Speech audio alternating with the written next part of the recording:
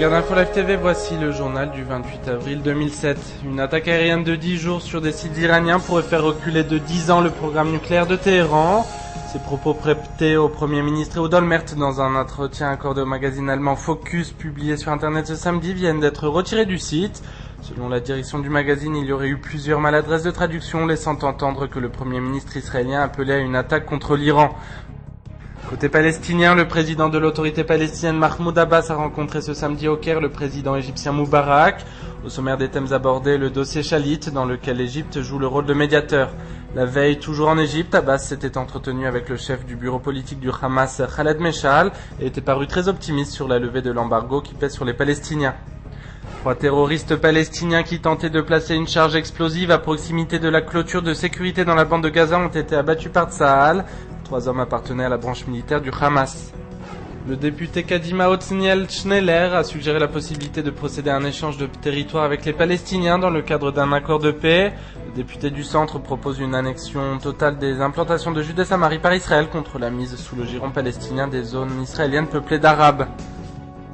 Acte antisémite en France, à Marseille, une jeune fille de 22 ans a été agressée jeudi dans une station de métro. Ces assaillants d'origine maghrébine, d'après la jeune fille, ont arraché l'étoile de David qu'elle portait à son cou et ont soulevé son t-shirt pour dessiner une croix gammée sur son ventre. Le chômage en chute en Israël. Le taux d'inactivité pour le mois de février 2007 s'établit à 7,6% de la population active, vient de révéler le Bureau central des statistiques, enregistrant une baisse spectaculaire de 15,5% par rapport au mois de février 2006.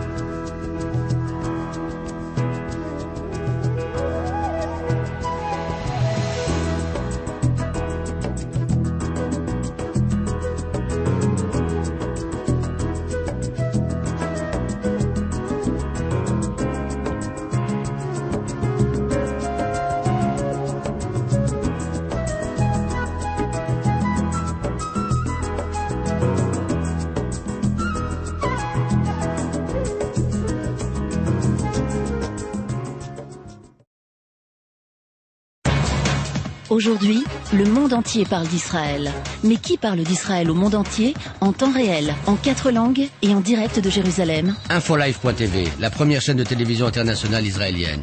24 heures sur 24, 7 jours sur 7, suivez de l'intérieur l'actualité d'Israël et du Moyen-Orient. Des reportages, des interviews, un grand journal et des flash infos en images dès que l'actualité l'exige. Infolive.tv, votre regard direct et vrai sur l'actualité d'Israël. Retrouvez Infolive sur internet www.infolive.tv.